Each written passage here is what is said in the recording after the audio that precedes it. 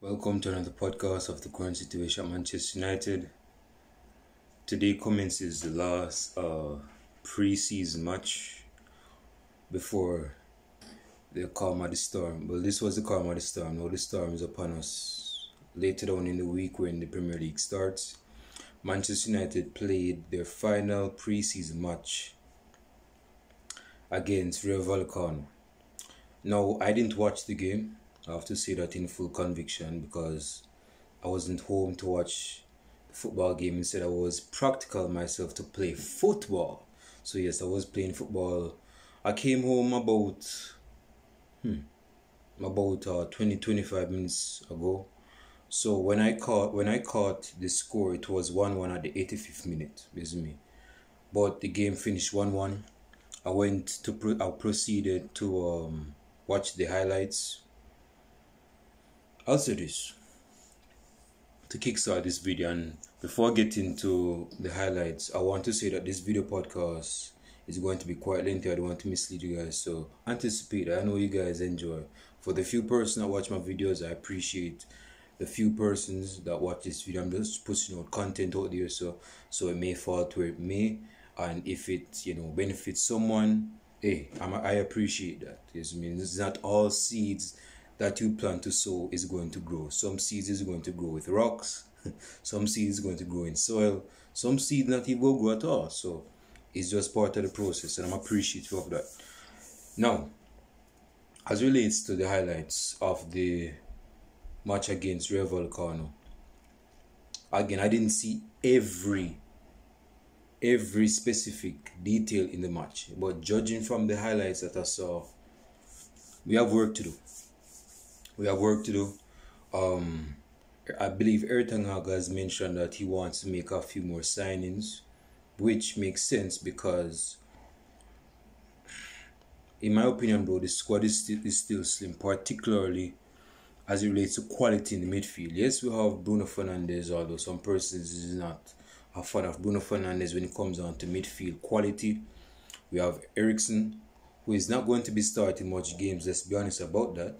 We have Donny van de Beek. Some persons are still skeptical on whether Donny van de Beek is going to cut the cake, make the cut for being a Manchester United success, because hell, it's almost 2 years we have signed the youth from Ajax. So we are going to see if the Donny van de Beek of Ajax is going to be transformed into a good player, or is going to do well for Manchester United in this breakout season for him. Yes, so the game against Rayo Vallecano, again, I'm judging based on the highlights. We had clear cut. No, okay. Let us start from the base. Let us start from the base. Let us see who was starting the lineup. So we had Tom Heaton in goal. We had Lang, that was right back, I believe, and we had Alex Ferguson at left back. Martinez got his debut today.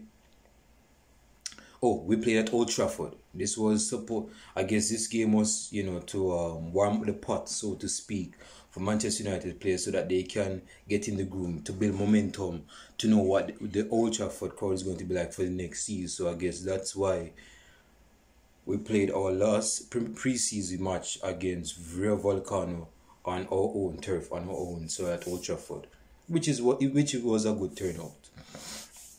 Isn't me? Yes, so Alex Ferguson at left back. Martinez got his first start. Varane was the captain in the match. In the midfield, Garner partnered with Donny van de Beek as a double pivot. As the number 10 is Christian Eriksen, that would spend time behind the number 9, which was Cristiano Ronaldo. And as relates to the wide forwards, the wide wingers, I should say, was Tahith Chong and Garnacho. This is not me biting into the brother's bread, but let me just say this about Tahith Chong. We should cut ties with Tahith Chong. Sell him pronto. We should not be waiting until this dude is like 23 or 24 to cut the cake for Manchester United. Manchester United has been ruthless and cutthroat with better players than Tahith Chong and sold them off. Go back to the last game of our 2016-2017 season. when Harrop beat a couple players against Crystal Palace at Old Trafford to score that goal. We don't see Tahith Chong doing anything like that. But my man was sold to Preston North in a couple of weeks after that. And he didn't stay. And Tahith Chong has been at Manchester United since what? Since 2017, 2018. And he hasn't made an indelible impression for us Manchester United fans to believe that he's viable, he's capable, he's able to start for Manchester United in years to come. This brethren should be sold in this transfer window. Again, nothing against him. Nothing against Tahith Chong. This is about, like I'm pretty sure you guys have heard about the statement, business is business. Don't take it personal. Don't take it personal, brethren. This is business. Go to a club that is going to appreciate him more. You're not even going to start anyway. And I think it's going to be somewhat of a waste to just send him on a loan when we could just sell him pronto and be done with him. Cut all ties from the youth and use other youths from the academy that is more capable, like Garnacho and a few others, that will see the club proceed and move up as relates to the youth academy. So yeah, Tahith Chong, I mean, I saw a few, I saw how he played. Again, I'm not picking on you, but he was the first person, he was the surprising person that stood out to me when I saw the starting line. So I want to touch on him. Don't think he had the best game, man. You know, he had a few chances. I think he kicked the ball into Rose. It was trying to finesse it with his left foot. Too predictable, man. I think he's able. Hey, some of us have been saying, yes, you know, in a few years to come, you know, we've been saying this since 2019 or 2018. You know, give Tahith Chong a chance. He's going to fill out. You know, he has good bone structure. You know, he's lanky. You know, he's going to fill out. He's going to build muscle. That's 3 years ago, banging on to 4 years ago. Cut this brethren, cut him loose from Manchester United.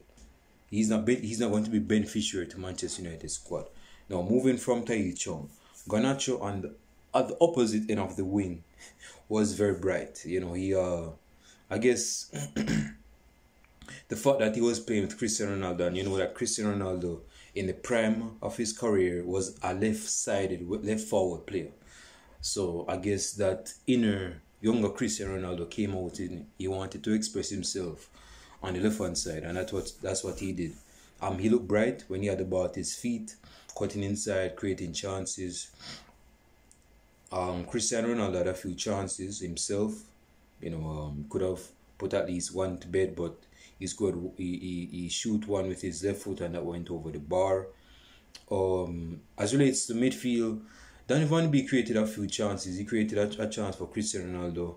I didn't see much of Garner, but again, that was based on me just seeing the highlights. So it's not like I can just evaluate his performance just on highlights, because that's not going to speak much volume to his performance, does it? So yeah, so I'm not going to get into that.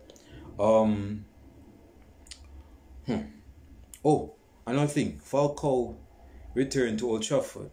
I'm pretty sure some of you guys may wonder, who is Falcao? I saw some youth, I thought he was just a left back. Why is he in number 3 and he's a striker? What? Falcao. The streets will never forget a prime Falcao. This is not me going on a eulogy lengthy history lesson on Falcao, but when Falcao was in his prime, man, for Porto, man was a beast, man. For Atletico Madrid, he was a beast. He hit the crossbar. He had a chance to score. He hit the crossbar. Elite centre forward in his prime, Falcao. Just unfortunate that he didn't work out for Manchester United. But let us bring this back to Manchester United, right? So yes, we drew against Rayo Vallecano in front of the Old Trafford faithful. 1-1. I didn't see much of the goal. I mean, I saw the goal itself. I think the goal missed. The shot missed, but it actually beat Tom Heaton at his near post. That's something a goalkeeper should never do. But Amadeo got the goal. Amadeo got a follow-up. Got a scrappy goal. Alex Telles took the shot. The keeper couldn't save it. it was kind of reminiscent of the Rivaldo shot he took in the World Cup final in 2002 against Oliver Kahn, and Oliver Kahn couldn't save it as much of a great goalkeeper he is, and he slipped it into the path of the ongoing Ronaldo and he nicked it in. So that's kind of reminiscent. It's kind of similar, isn't it? But Manchester United, I know this is early days, but Manchester United has work to do.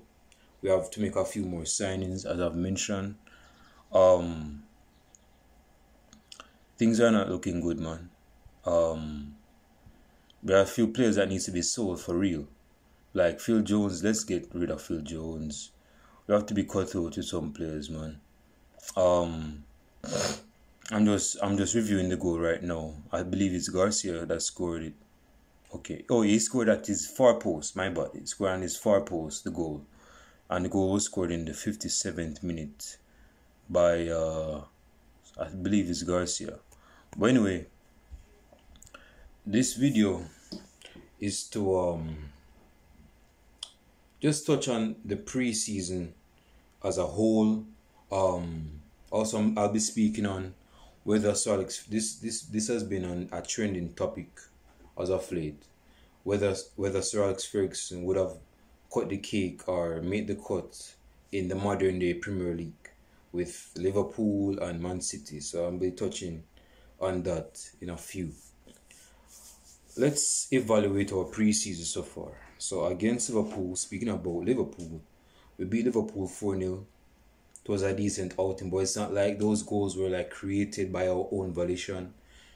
We got those goals because we pressed the opposition and we got possession of the ball and we scored. Like Martial's goal. I believe Sancho got a goal. Yes, Sancho got a goal. Rashford got a goal. Fred got a chip. So that was the 4 goals right there. So then we played against some other side. I can't remember the name of the side. McTominay got a goal. Harry Maguire out of position. We conceded first. Rome wasn't built in a day. Rome wasn't built in a day, so I'm not going to be whining and complaining. But we have a good amount of work to do. Let us not get our, again, I've mentioned this before, let us not get our hopes up, given that we have a new manager and he has a good history background on being a good manager, but that was with Ajax. Let's see what he will do for Manchester United and deliver for Manchester United. Let us move on with one step. With let us just, trust the process of everything I got Manchester United. It's not going to be easy. Some players, I question how Cristiano Ronaldo will be competent in the self-play, because Ronaldo is not one, and I believe we all know this, but some persons want to be naive and believe, Ronaldo can play with his back to goal. Ronaldo is not going to suit the system to a T. He's not going to suit the system to a T. He doesn't have the IQ of like an Anthony Martial that can drop back and link play and build from midfield. He's not that type of forward. He's a finisher, so put his ass in the box. Just like Haaland from yesterday. Haaland is not supposed to be in the build-up of Man City. Put him at the last defender of the opposition. Play the ball into space, then you'll get the real Haaland. Or cross the ball to Haaland if you're playing a low block. And if he gets contact with the ball and it's a good header, he'll score it. That's how you get the best out of Haaland. Haaland is not a build-up player. He's not a Giroud. He's not a young Zlatan Ibrahimovic, although person may say he has the ego for Zlatan Ibrahimovic. I ain't going to get into that because I'm a Man United fan and I don't care about rivals like that. But the reason why I say that is because that is why I say Ronaldo, because Cristiano Ronaldo. Because he's not a player that is good in build-up. He's not good in build-up. He doesn't have that type of touch. He's a direct player. So back in his prime, he goes directly to the player, dribbling. He's not a player that plays with his back to goal. He's not that type of player. No, he has made a few instances where he's played with his back to goal. Like, I remember the goal he created when he just, flick it off with his chest in, I believe it's Rashford, I can't remember. Or Bruno Fernandes' path when we were playing against Brentford last season away from home. But that's not his main claim for him. That's not his main game. That's not how he plays on a regular basis.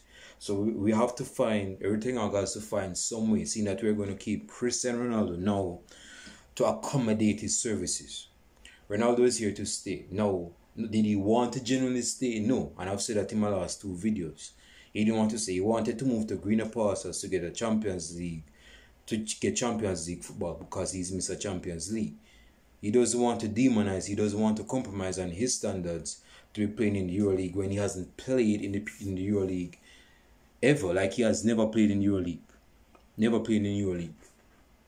So we're going to see how Cristiano Ronaldo, seeing that we're going to keep him based on how things are. I mean, it's not the end of the transfer window as it. We still have the full length of August to come, so we'll see how that goes. We have Anthony Martial, we have Rashford, we have Sancho, we have Armadillo, which I believe will be getting loan, but I could be wrong. Let us see how things go. We have Elanga. Elanga might get a loan. I don't think he's going to be starting as much games as like last season. Who else we have? We have Garnacho. Garnacho needs to get first team football. He's good enough, I believe, in my opinion. And he needs to develop his experience. We cannot wait until he's like 23, 24 to be coming into the side. Or when he comes into the side, because he's used to playing with a pack of sheeps, so to speak. Now he has to play with the Wolves. He's not going to be used to that, so we have to get him used to playing with Wolves in the Premier League. He needs to grow early, as they would say. Another thing, we need to start with our midfield, man. Donny van de Beek doesn't. We need to know who is who in the midfield. We need to know who is going to be pressing, who is going to be disciplined. We need to know who is going to be creating from deep. If he's going to, if everything is going to be playing with a double pivot, who is going to be the destroyer? I believe the only destroyer we have is Fred. He has feet to clean up. He's very intense. He has intensity. Scott McTominay doesn't have that. Like someone that I work with was saying, Scott McTominay fast, man. I'm like, bro, who are you watching? You're not even a Manchester United fan. Or you go say Scott McTominay is fast. If this Bridging was fast, why is he following players that are moving past him? That don't even make no sense. But yeah, so he doesn't have the legs to catch up. He doesn't have the yard of pace to catch up with his opposition. So he's not fast. So given the midfield options we have now, and we still being linked to Frankie de Jong, who is going to be the main man to screen the back four? Because I believe we need another defensive midfielder. And a defensive midfielder to replace Matic. Because Matic has gone to Roma to be the prodigal son, to reunite with his former manager boss from Chelsea in the name of Jose Mourinho. We need a defensive midfielder that's going to screen and read and protect the back four. Fred is not capable of doing that. No, Fred can break tackles and things, but that's not Fred. Fred is ill-disciplined. Fred will just run up and press and leave players vulnerable at the back. So he's not as disciplined. Plus, I don't think he's a deep player. He's just a box-to-box Fred. Donny van de Beek, what will be his position? These are the questions we need to be asking ourselves. Is he going to be playing as a number 8? A box-to-box number 8, getting in the box of your position, and when we're not in possession of the ball, he drops back in our box to defend. Is he going to be a number 10 somewhat? What is he going to contribute to the midfield? Those are the questions we need to be asking ourselves. Of course, Bruno Fernandes, man, it's going to be interesting to see how Bruno Fernandes is utilizing the system. Because I haven't seen much of everything, but I would like to believe that he wants his midfielders to be cutthroat with the passes. He doesn't want his midfielders to be spamming passes into rosette, into space where the player's not even running into. He doesn't want. I don't believe he wants that. I believe he wants the ball to be played on the ground, to play clear-cut passes that will break the lines of defenses. whether it's in low blocks or even past high lines. So we're going to see how Bruno Fernandes play as a number 10. Hell, we might even see him as a false 9 if CR7 or Marcel is not playing. As it relates to the defense, we'll see how the defense goes, because we need a complementary pair. And I've said this multiple times. And you guys that know football, you guys should know what I'm talking about. We need a complementary play of two centre backs. We cannot have two centre backs that are of the same nature. If we're going to be playing Lindelof, we need an aggressive centre back to pair with him. Lindelof, as we know, is not an aggressive centre back. He can play balls from the back, yes, but he's not an aggressive centre back. We know that he tends to lose 50-50 balls to the opposite, the centre forward from the opposite side.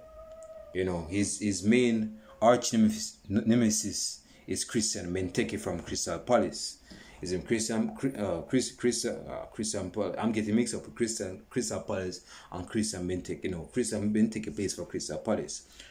Crystal Palace with Christian Benteke, Victor Lindelof tend to lose the ball a bit when they're playing directly to Christian Benteke. And the thing is this, man, because Lisandro Martinez is not the tallest centre back. Matter of fact, some person believe that he's 4'3". Man, you guys need to stop with that. But we need to have a complementary centre back pairing. In my opinion, when he's fit, Eric Bailly needs to be playing with either Victor Lindelof or Rafael Varane. Now, given that our captain, given that we have a comical person as our captain, and you can't bench the captain, can you? He's going to be starting Harry Maguire. Harry Maguire needs to be playing with Eric Bailly. See, Eric Bailly, we need sauce. See, Eric Bailly has pace. Eric Bailly has aggression. Eric Bailly, maybe he's outlined with his aggression, but we need that aggression. We need that animalistic side from the Serengeti in our defense. Varane is not that aggressive. I've mentioned before that Harry Maguire is unnecessarily aggressive and he can't even get a tackle in. And he's slow. Victor Lindelof, he's not aggressive. I mean, he has his moments, but that's not Victor Lindelof's game, and we know that. So that leaves Lisandro. I ain't going to even mention Phil Jones. That leaves us with Lisandro. I'm not even going to mention Axel Tuanzebe. That leaves us with Lisandro Martinez as well as Eric Bailly, which is our two aggressive centre backs. Hell, these two can't be starting because you go get booking left and right. So we need to have a yin and a yang. We need, yes, so we need a defender that is aggressive, smartly. He just puts himself into the tackle smartly. And on the other end, not a docile, passive centre-back, but a centre-back that is cool to screen and read the game and is able to play the pass long if needs be. We need to sort that out. As relates to our fullbacks, who's going to be our main man? I can't even talk. Who's going to be our starting fullbacks? Of course, Dalot is in the favour of Erik ten Hag. I've mentioned this in my last video, man. Wan-Bissaka can be starting. He doesn't have the tickers or the feet to meet the expectations of what Erik ten Hag expects of his fullbacks. I don't even think the dude is capable of playing centre back. Unless, you know, he can be like a Eric Bailly type where he's aggressive, he just tackles, but no, man, he has to sort himself out, or just, like I mentioned, we're not going to be selling Wan-Bissaka for now. So it's best we keep. He's going to get his games, but he's not going to be the main man starting for Erik ten Hag at right back. No, dude, he's going to embarrass himself a few times. We have seen a few embarrassing moments. Hey, he can cross the ball. He has crossed the ball before, Wan-Bissaka, but when it comes on to attacking, that's not his main claim to fame. As it relates to our left back, Alex Tace and Malacia is in favorable circumstances to be starting for Erik ten Hag. I believe Luke Shaw needs to lose a couple of kilos to be. I don't want my man to be hefty to be humping hefty at half time. The game is 90 minutes, man, not 45 minutes. So he needs to be working on his fitness, his match fitness, his physical fitness. Like, you shed some pounds, bro. You're a football player. After you finish retire, you can go Wesley Sneijder route, you can go Samir Nasri route, you can eat all about. But right now you're a professional footballer. That is about 26 or 27. Get your fitness in top, man. Real talk. If you want to be starting, get your fitness in top. So that is the questions we need to be asking ourselves as it relates to the starting level for Manchester United. This is me. Yeah. So let me get into the meat of the matter, the main event. If you watch wrestling, the main event of this video. Some questions have been asked whether or not whether or not Sir Alex Ferguson would win as much Premier League titles as he has done in the past in the modern day era of the Premier Leagues, with Tuchel, with Conte, and even more so with the prowess of Pep Guardiola and the pressing style of Liverpool with Jurgen Klopp. Because personally, I'm asking this question because Sir Alex Ferguson won the Premier League with an amount of points where persons would question themselves. Okay, this Bridgen win the Premier League, but winning the Premier League with 72 points, 74 points, 80 points, this Bridgen should be coming 4th or 5th, or at least 3rd place. Well, how is he winning the Premier League? One could argue that would be based on the quality of the league, and I get that. That is why that question is asked, whether he would make the cut in the modern day Premier League, like the Premier League starting with 2017-2018 up until this point, whether Sir Alex Ferguson would win Premier League titles.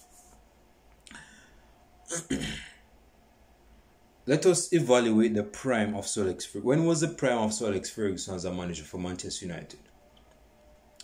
I would say about starting from like probably in the early 90s straight up to 2011.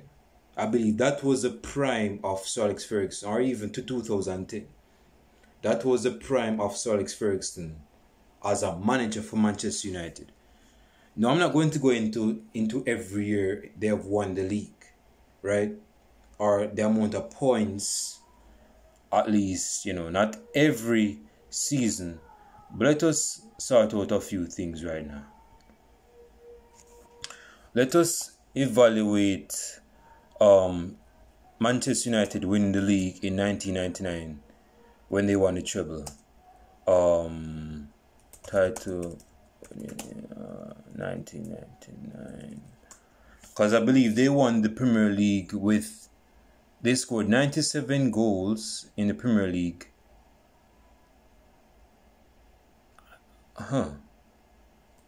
Okay. No. Hold on there. I typed in the wrong, so give me a second. Yes, so in 1999, in Premier League table. So yes, I believe we won the Premier League with 79 points. This was back in 1998. Yes, in 1998-99 when we won the treble, we won the league with 79 points. Arsenal was second, because you have to remember that there was an Arsenal / Manchester United rivalry with Wenger. This was where things started to peak for the rivalry of Arsene Wenger and Sir Alex Ferguson. So yes, Arsenal finished with 78 points. Chelsea finished with 75 points. And Leeds United finished with 67 points. And I'll stop right there. So it is kind of justifiable why persons are asking the question whether Sir Alex Ferguson gotten away with it, whether he couldn't win the Premier League, seeing that Liverpool have won the Premier League one time in like 4 or 5 years when Klopp was manager, and in the latter years of Klopp as manager, although he's still manager, but ever since 2018, 2019, when Liverpool finished with 97 points, they came second place. And not Arsenal wish they were on top place. Man City finished with 99 points or 98 points thereabout. So it's justifiable as to why persons are asking whether Sir Alex Ferguson will cut the cake in the modern day Premier League. My thing is this. It's kind of inaccurate to measure whether Sir Alex Ferguson would make the cut, because Sir Alex Ferguson is retired right now. So it's not like we could pull him out of retirement and say, yo, manage Manchester United for one more season. Yeah, we want to see if you have the best. If that's not going to be fair. Again, his mental, no disrespect to Sir Alex Ferguson, but Sir Alex Ferguson's mental capacity is not the same as it was like 8 or 9 years ago.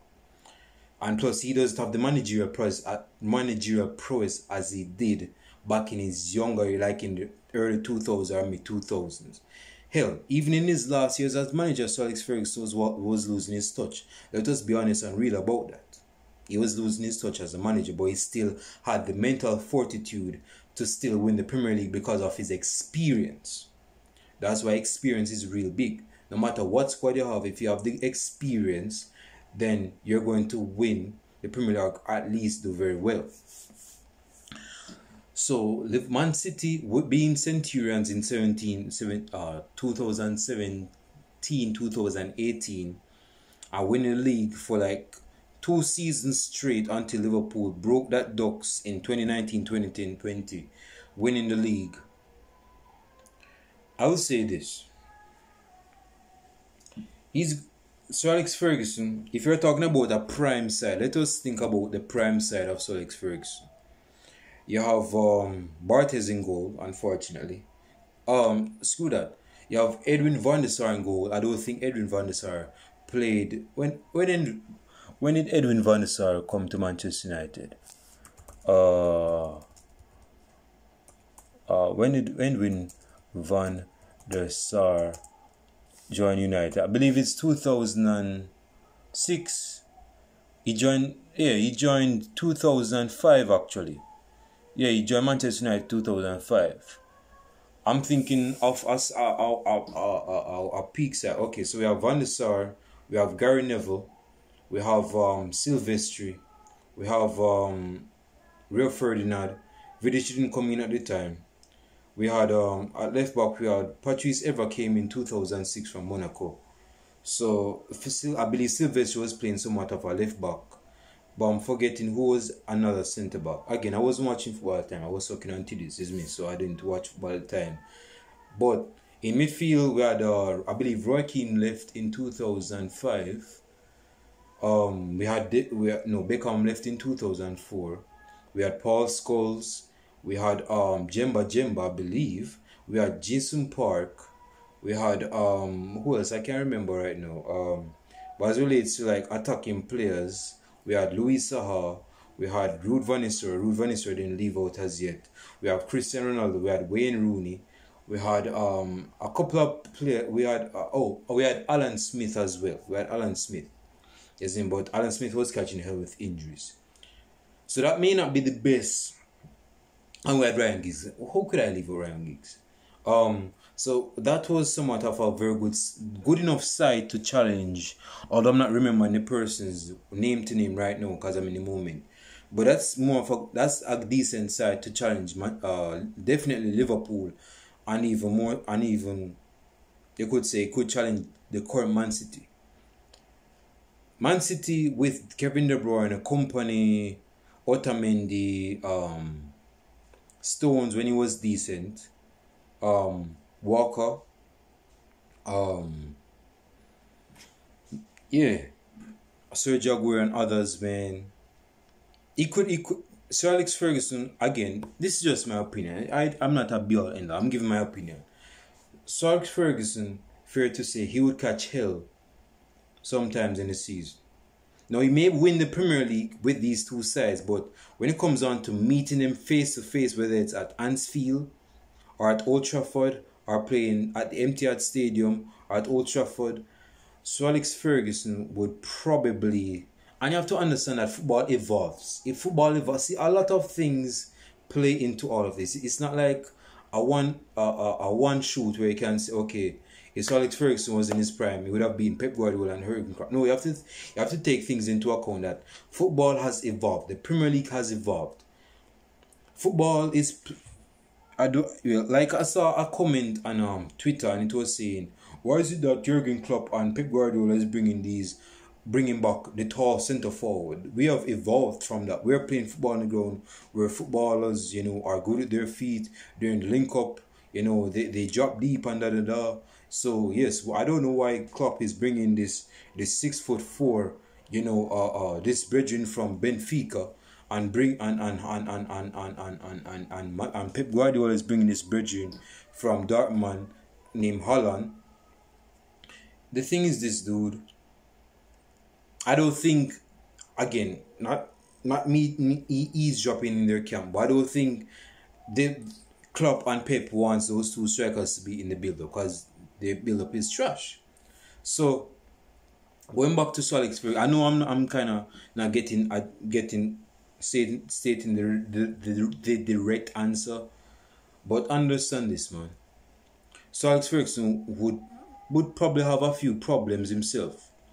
No, he's not going to beat those sides, I'm guessing, because Pep Guardiola outsmarted a prime Man United side in 2009 in the Champions League final.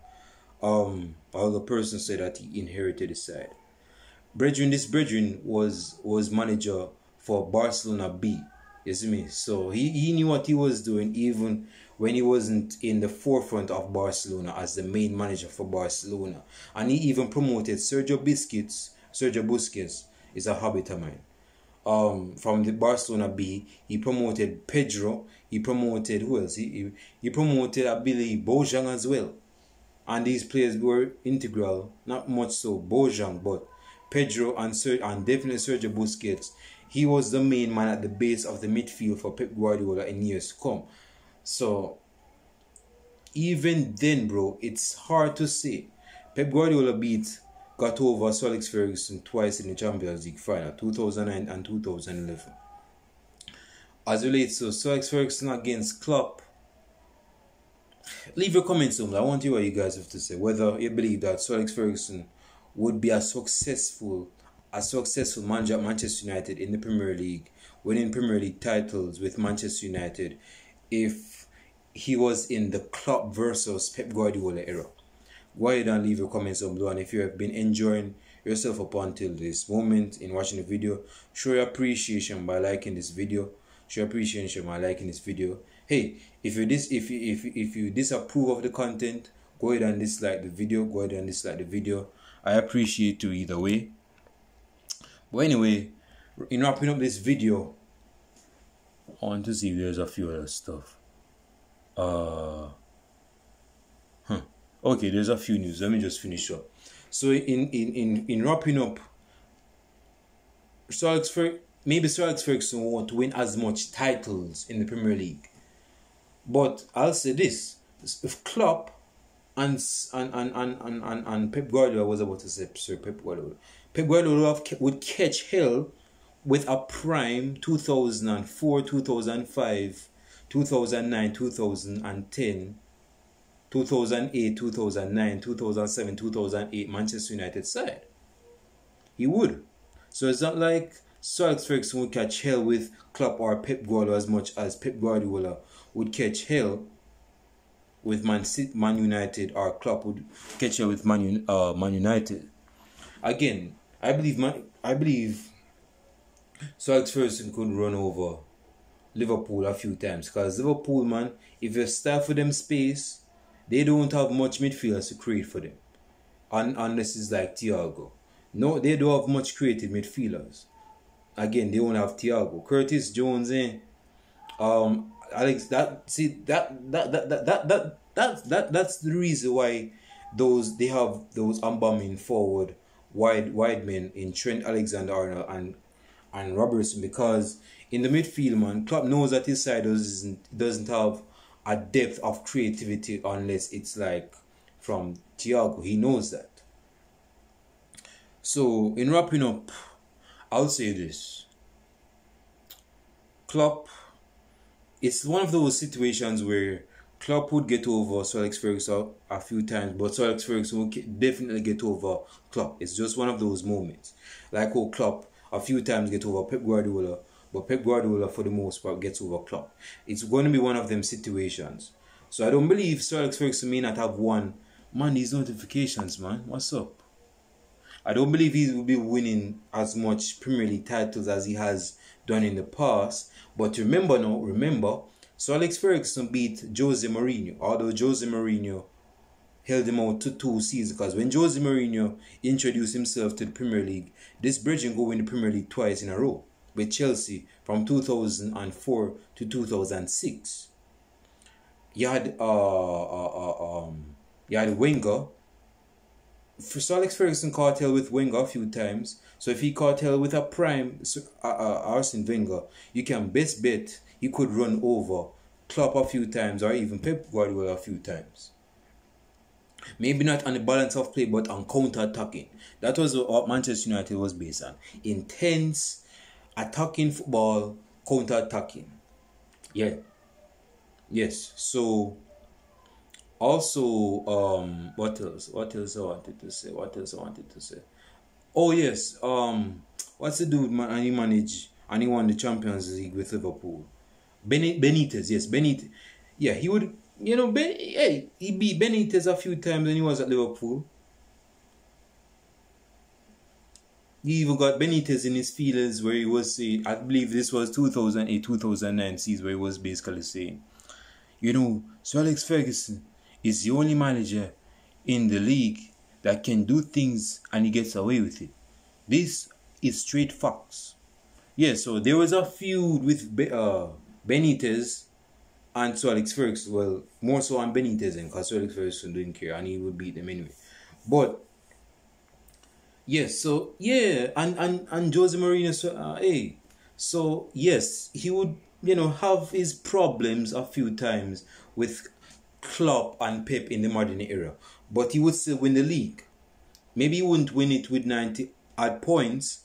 And here's the thing: even if Sir Alex Ferguson was in his prime with Klopp, a prime Klopp side and a prime Man City side of Pep, those sides wouldn't be winning with no 90 odd points or close to 100 points. Keep that in mind as well. Always remember that. So it's not like if Sir Alex Ferguson was in the prime of his career as a manager for Manchester United, where you would have all of these sides, these two sides getting 90 odd points. At bare minimum, they would get at least, they would win the league at least with 81 points, and even most 87 points, or even 88 points a few times. Yeah. Yeah, man. So yeah, so I can understand persons criticizing. I wouldn't say it's criticized, but it's just about skepticism of whether Sir Alex Ferguson made the cut in the modern day era of the Premier League with Sir Alex Ferguson, with Jurgen Klopp, which he was a sir. He was knighted by the Queen, but he ain't English, are you? Well, you loved him English. But anyway, yeah. So with Klopp at Liverpool and with Pep at Man City, I believe all of you would share the league, like how Arsene Wenger got over a few times on Sir Alex Ferguson, but Sir Alex Ferguson, as we know, got over more on Wenger. Just like Jose Mourinho got over on Sir Alex Ferguson a few times, especially when he just came into the Premier League, because he came with a 4-3-3 system that was new to the Premier League. The Premier League was known for its 4-4-2 traditional flat. It's me. Yeah, so hey, it's something for debate. I'm not that deep when it comes on to self-play. So my brother is just giving his opinion on it. Leave your opinions down below in the comment section. Now, let us wrap up this video on the few latest Manchester United news. Ten Hag must keep this wonder kid at Old Trafford following breakthrough. Hold on there. It's loading. Following breakthrough what? Show me, man. Come on, hurry up and load. Okay, yes. Garnacho. Yes, man. He needs to keep him because he was very impressive, man. He was very impressive on that left wing, man. You would think it was a young 2004, 2005 Cristiano Ronaldo. You see me? And it's funny because this brethren is not from Portugal. He's from Argentina. Hey, if this brethren start for Argentina and start playing like Cristiano Ronaldo, some Argentinian fans go get heated. You see me? It's just a part of life. They go get, and go say, okay, I appreciate this player, but I don't like how he's playing with Cristiano Ronaldo. Play like Lionel Messi. Be a right-footed Lionel Messi. Anyway, next piece of news is this young star is the new king of Old Trafford. Garnacho again. You want to bet is Garnacho? Sibets. Pinky swear says Garnacho. You want to bet is Garnacho? Yep. Garnacho. Alejandro Garnacho steals the show. You see me? I wouldn't say he's a king. This is where I'm in, bro. Let us not hype up this brethren. This brethren hasn't pulled up his socks officially for Manchester United in the Premier League. Let us not be calling this brethren a king. Let us not be calling you. I mean, you could call him a prince, but let us not give him these hefty labels that will gas up his head. So that will decrease his motivation to improve and even to perform. Let us not do that. Because we know how youngsters are, man. Once you get up in their head, it's like blowing up a balloon, bro. They believe that their head is big. You see me? So let us not be doing that. Let him go play his football. Let him go work on himself. Let him prove himself first. This is pre-season. So I don't know why you're calling this brethren the new king. Let the man prove himself, man. So yes, we understand that Garnacho was the shining light in today's pre-season match against Rayo Vallecano at Old Trafford. Okay, so I need to finish this by the 50th minute. Man, this is going to be my longest video in a while. Cristiano Ronaldo leaves Old Trafford before pre-season friendly even finishes. So yes, so as you know, Ronaldo made his presence made known today. Was it the best performance? Hardly. But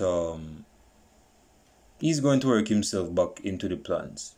You know, again, like I said, he's not going to suit this style to a T of everything, but he's a player. He's on our books, so we need to, you know, accommodate his services. I'm going to stop right there because I don't want to go lengthy, man. I just came back from a football match and I need some rest. So leave your comments down below in the comment section. Share this video, like and subscribe to the channel. Hit that bell as well. And I'll show you guys in the next video sometime this week. Go and check it out. Until then, be safe, stay peace. I'm out.